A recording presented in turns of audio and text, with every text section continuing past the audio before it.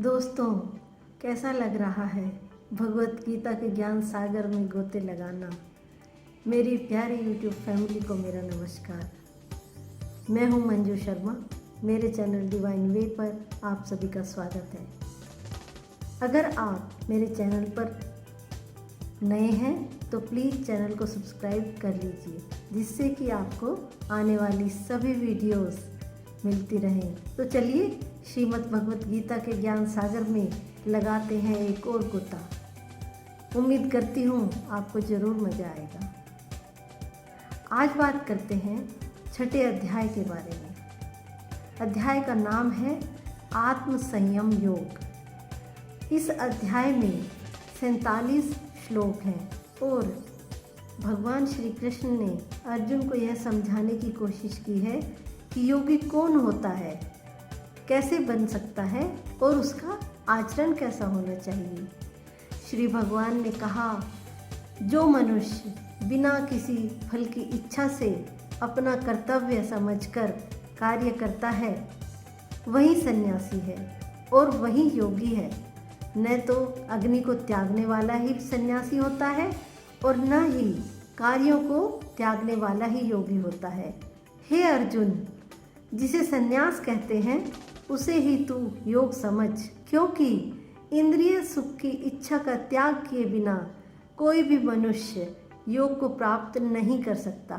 जब मनुष्य अपनी सांसारिक इच्छाओं का त्याग करके न तो शारीरिक सुख के लिए कार्य करता है और न ही फल की इच्छा से कार्य करता है, उस समय वह मनुष्य योग में स्थिर कहलाता है।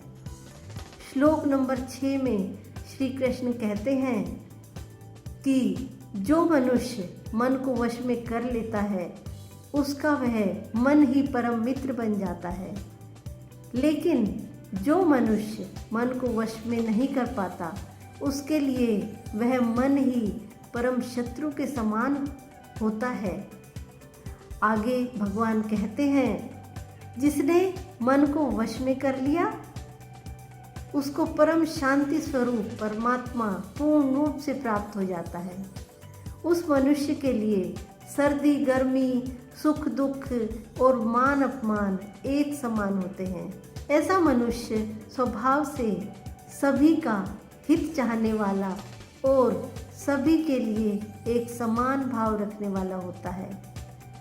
15वें श्लोक में भगवान श्री कृष्ण कहते हैं, इस प्रकार निरंतर शरीर द्वारा अभ्यास करके मन को परमात्मा स्वरूप में स्थित करके परम शांति को प्राप्त हुआ योग में स्थित मनुष्य ही सभी सांसारिक बंधनों से मुक्त होकर मेरे परम धाम को प्राप्त कर पाता है।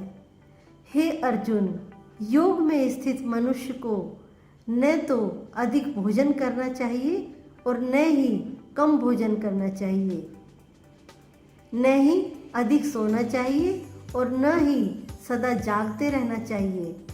इस रीति से निरंतर अभ्यास करने वाला योगी समस्त पापों से छूटकर सहज ही उस परम सुख को पा लेता है। उदाहरण के लिए, जिस प्रकार बिना हवा वाले स्थान में दीपक की लो बिना इधर उधर हुए स्थिर रहती है, उसी प्रकार योग में स्थित मनुष्य का मन निरंतर आत्मा में स्थित परमात्मा में स्थिर रहता है। जिसका मन योग में स्थिर हो गया उसकी दृष्टि भी सर्वत्र समान हो जाती है। वह सब प्राणियों में अपने को और अपने में सब प्राणियों को देखता है। जो सब में मुझको तथा मुझ में सबको देखता है, उससे मैं अलग नहीं रहता और मुझसे वह अलग नहीं रहता। यह सब सुनने के बाद अर्जुन ने भगवान कृष्ण से पूछा, क्योंकि यह मन निश्चय ही बड़ा चंचल है, बड़ा ही हठी है तथा बलवान है, मुझे इस मन को वश में करना वायु को वश में करने के समान अत्यंत कठिन लगता है। इस बात को सुनकर श्री भगवान ने कहा, हे अर्जुन, इसमें कोई संशय नहीं है कि चंचल मन को वश में करना अत्यंत कठिन है, किंतु इसे सभी सांसारिक कामनाओं को त्याग और निरंतर अभ्यास द्वारा वश में किया जा सकता है। यह सुनकर भी अर्जुन का मन शांत नहीं हुआ और अर्जुन ने कहा, हे कृष्ण, आरंभ में श्रद्धा पूर्वक योग में स्थिर रहने वाला किंतु बाद में योग से विचलित मन वाला असफल योगी परम सिद्धि को प्राप्त ना करके किस लक्ष्य को प्राप्त करता है। इस पर श्री कृष्ण कहते हैं, योग में असफल हुआ मनुष्य स्वर्ग आदि उत्तम लोकों को प्राप्त करके उनमें अनेकों वर्षों तक जिन इच्छाओं के कारण योग भ्रष्ट हुआ था उन इच्छाओं को भोग करके फिर संपन्न सदाचारी मनुष्यों के परिवार में जन्म लेता है। ऐसा योगी समस्त पाप कर्मों से शुद्ध होकर अनेक जन्मों के कठिन अभ्यास से इस जन्म में प्रयत्न करते हुए परम सिद्धि को प्राप्त करने के पश्चात परम गति को प्राप्त करता है।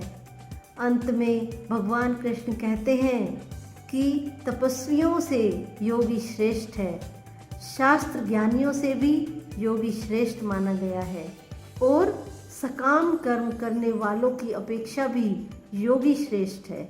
इसलिए हे अर्जुन, तू योगी बन। सभी प्रकार के योगियों में से जो पूर्ण श्रद्धा सहित संपूर्ण रूप से मुझ पर आश्रित हुए अपने अंतःकरण से मुझको निरंतर स्मरण करता है, ऐसा योगी मेरे द्वारा परम योगी माना जाता है। छठा अध्याय यही समाप्त होता है। अगर आपको मेरी वीडियो पसंद आई हो तो प्लीज़ लाइक करें और मेरे चैनल को सब्सक्राइब करें। Thank you so much.